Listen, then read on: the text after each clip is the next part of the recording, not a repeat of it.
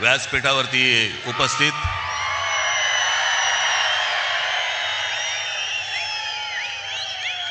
शिवसेना पक्षप्रमुख श्री उद्धव ठाकरे,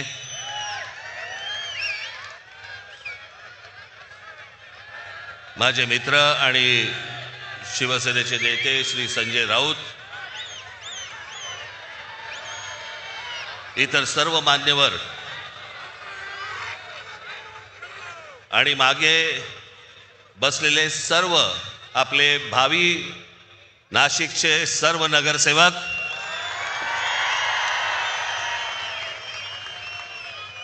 आणि माझ्या जमलेल्या सर्व तमाम मराठी बांधवांनो, भगिनींनो आणि मातांनो,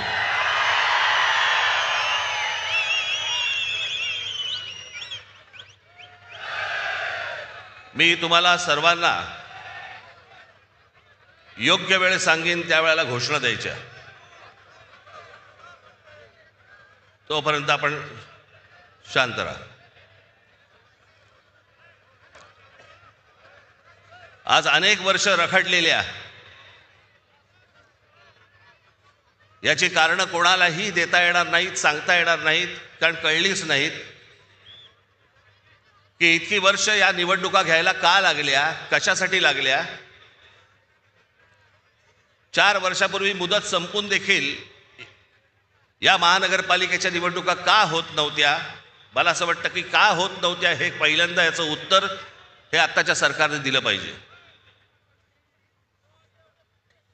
आणि मग इतक्या वर्षानंतर ज्या वेळेला निवडणुका होत आहेत त्याच्यानंतर ज्या प्रकारचा गोंधळ या महाराष्ट्रामध्ये आत्ता सगळा सुरू आहे,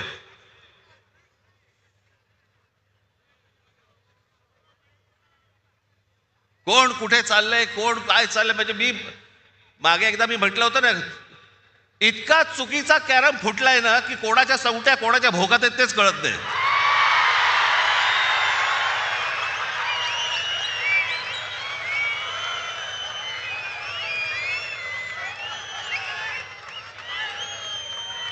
प्रत्येकाला विचारायला लागतं आज कुठे. काही जण तर वेडे पिसे झालेत, वेडे पिसे.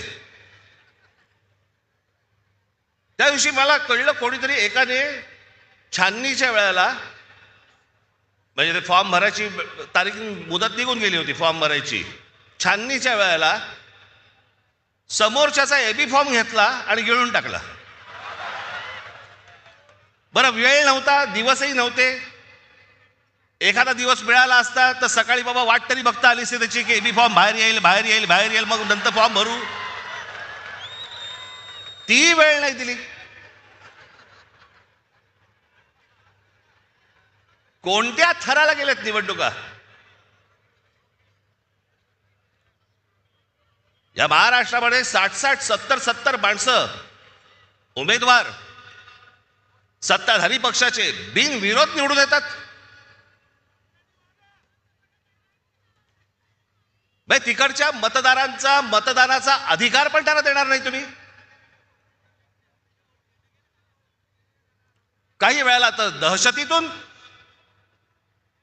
आणि काही वेळेला जास्तीत जास्त वेळेला तर पैसे. काय आकडे ऐकतोय. कोणाला 1 कोटी, कोणाला 2 कोटी, कोणाला 5 कोटी. आमच्या कल्याण डोंबिवलीच्या तिथे एका काय ते प्रभाग असतात, त्या प्रभागामधल्या 3 जणांना, एका घरातले 3 जण उभे आहेत एका प्रभागात. काय ऑफर झाली असेल तुम्ही कल्पना पण नाही करू शकत. एका प्रभागातल्या 3 जणांना, जे 3 जण एका घरातले आहेत, त्यांना 15 कोटी रुपयाची ऑफर झाली.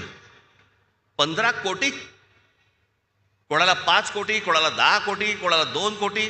येतात कुठून पैसे. या लेवलला इथपर्यंत परिस्थिती आणली तुम्ही महाराष्ट्राची. एक तर उभं राहू द्यायचं नाही, माणसं विकत घ्यायची, भीती घालायची, दहशत निर्माण करायची, आणि अशा वातावरणामध्ये तुम्ही निवडणुका घ्यायला बघताय. मला समजलंच नाही या इथे नाशिकमध्ये पण भारतीय जनता पक्ष, अहो तुमच्याकडे माणसं होती ना, जुनी काम करणारी माणसं होती ना.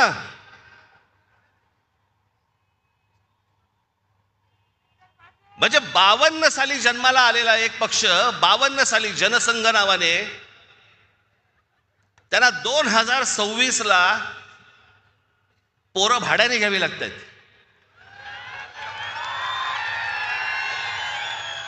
तुमचे कार्यकर्ते तुमची माणसं तुम्ही उभी केली होतीत ना, मग दुसऱ्यांची कशाला कडेवर घेऊन नाचताय? याचं कारण जो पक्षामध्ये इथे काम करतोय तर काही शून्य किंमत. मी समजू शकतो की एखाद्या मतदारसंघामध्ये बाबा 2 जण चांगली लोक असतात, 3 जण चांगली लोक असतात, त्या 3 जणांमधला एखादा निवडावा लागतो, बाकीच्या दोघांना देता येत नाही. मी समजू शकतो, कारण जागाच एक असते. पण जी लोक सतत काम करतायत, इतकी वर्ष काम करतायत, त्यांना पूर्णपणे बाजूला सारून दुसऱ्या पक्षामधला माणूस घ्यायचा आणि त्याला उभं करायचं, हा तुम्ही त्या कार्यकर्त्याचा अपमान नाही करतात? बाहेरून माणसं लागतात तुम्हाला.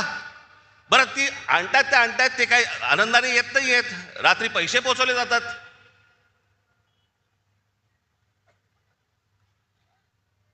म्हणजे आमचे मित्र आता संजय राऊत आता म्हणाले तपोवनातली झाडं इथे त्यांना छटायची आहेत त्या महाजनना.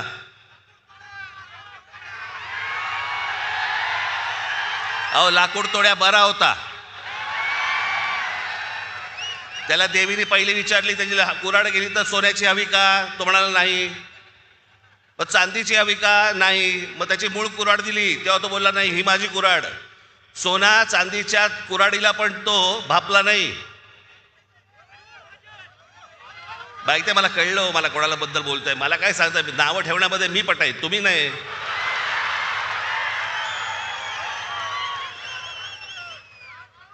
पण झाडं पण छाटायची ना, पण झाडं छाटायच्या अगोदर स्वतःच्या पक्षामधले कार्यकर्ते छाटले. या पक्षामधली लोक छाटली पहिली, बाहेरून झाडं मागवली आणि ती आता पक्षात लावतायत.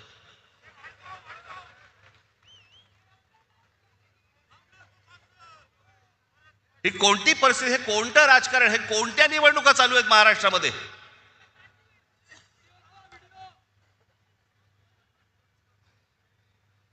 दोन 2012 साली ज्यावेळेला इथे सत्ता आली,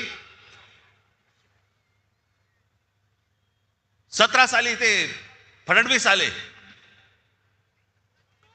आणि म्हणाले मी नाशिक म्हणे मी दत्तक घेतो.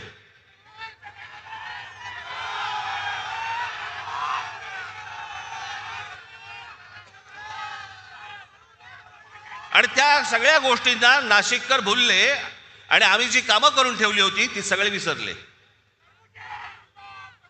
आणि दत्तक घेतो म्हटल्यानंतर हा बाप परत फिरकलाच नाही.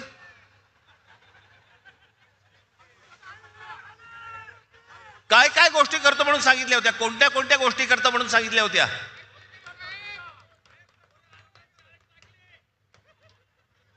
आता साधी गोष्ट बघा, 2012ला ज्यावेळेला आम्ही इथे सत्तेमध्ये आलो त्यावेळेलाही कुंभमेळा झाला, अत्यंत यशस्वी कुंभमेळा झाला. त्यावेळेला त्यावेळेचे इथे उत्तम सगळेच त्यावेळेचे नगरसेवक सर्व पक्षांचे सगळ्यांच्या बरोबर घेऊन साथीने सगळे हा उत्तम कुंभमेळा झाला. एकही झाड कापलं गेलं नाही त्यावेळेला. आत्ता का कापलं जातंय? तुम्ही शांत बसा रे जरा, नाही तर तू ये इकडे आणि मार बोंब परत सारखी.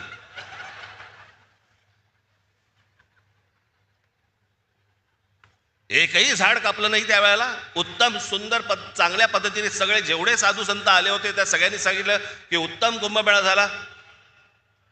त्यावेळेला प्रशासकांचा आणि ज्यावेळेला जे नगरसेवक होते त्यांचा सत्कार झाला. बॉस्टनमध्ये पण सत्कार झाला त्यांचा, अमेरिकेत इथेही सत्कार झाले की उत्तम रीतीने कुंभमेळा हाताळला गेला. मग आता काय चालू आहे? मी त्या दिवशी म्हटलं ना की ही तपोवनातली झाडं नुसती झाडं तोडणं नाही आहे. यांचं हे सगळं अगोदर ठरतं की या उद्योगपतीसाठी ही जागा रिकामी करायची, आत्ता याच्यावरती कुंभमेळा करायचा. कुंभमेळा झाल्यानंतर सगळे साधू संत जेव्हा आपल्या घरी जातील मग त्या उद्योगपतीच्याही घशात घालायची जमीन. सगळं सगळं प्लॅनिंग त्यांचं सुरू असतं. आज त्यावेळेला जे जे महाराष्ट्रातल्या कुठच्या बाकी शहर सोडा, जेव्हा ते अनेक उद्योगपतींकडनं ज्यावेळेला या नाशिक शहरामध्ये पैसे आणले, रतन टाटांपासून अनेक लोक ज्यावेळेला इथे नाशिकमध्ये आले, काय त्यांचा संबंध होता नंतर? साधी गोष्ट नुसतं फक्त वाचून दाखवतो, तुम्हाला कळेल की काय काय पहिले फक्त 5 वर्षात काय झालं. आज नाशिक शहराला मुकणे धरणापासून आपण त्यावेळेला पाईपलाईन आणली. नाशिकच्या पाण्याचा पुढच्या साधारणपणे 50-60 वर्षाचा पाण्याचा प्रश्न संपवून टाकला. हे 5 वर्षात केलेले आहे. त्याच्यानंतर जीपीएस त्याला लावलेले सगळ्या महानगरपालिकेच्या ऑफिसमध्ये माणसं असायची. घंटा गाड्या सुरू केल्या. घनकचरा प्रकल्प सुरू केला. ज्या घनकचरा प्रकल्पामधनं तिकडे त्या कचऱ्यामधनं विटा, खत, सगळ्या गोष्टी आज नाशिकमधले अनेक शेतकरी घेऊन जात आहेत. तिथून जाता येताना तुम्हाला वास पण येणार नाही की इथे घनकचरा प्रकल्प आहे म्हणून. वाहतूक पेटांचं सुशोभीकरण केलं. बोटॅनिकल गार्डन इथे एक जागा होती, त्या गार्डनचं केलं.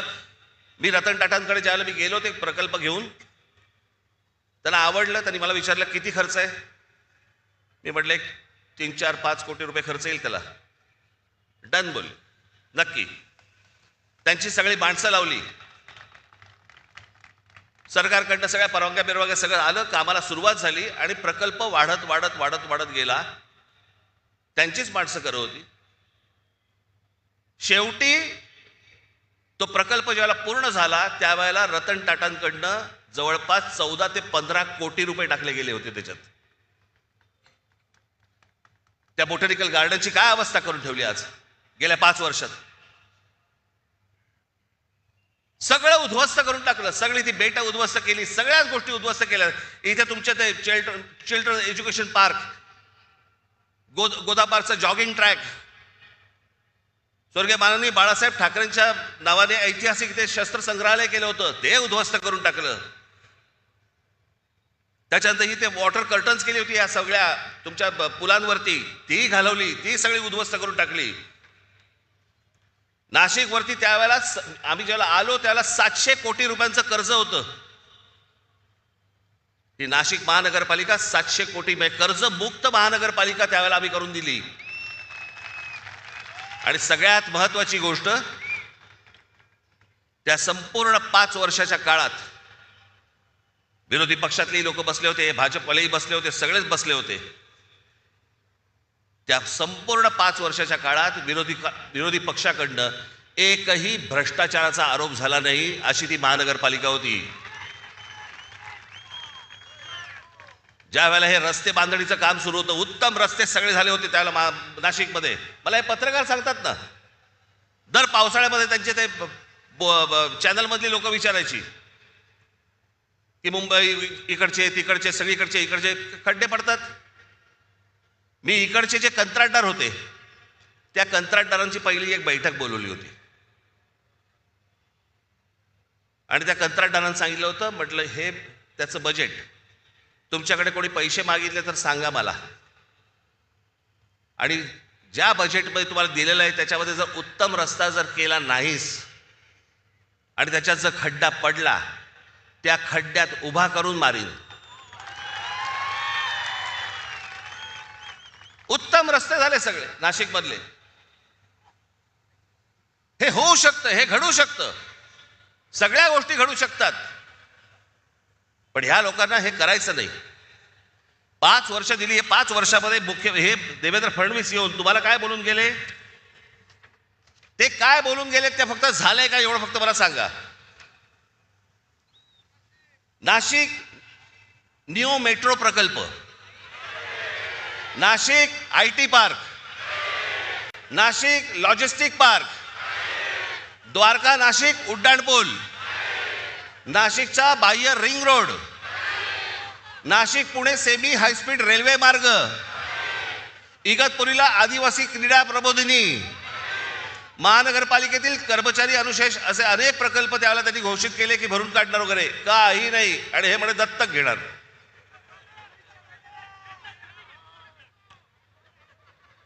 याला कामं नाही करायचे.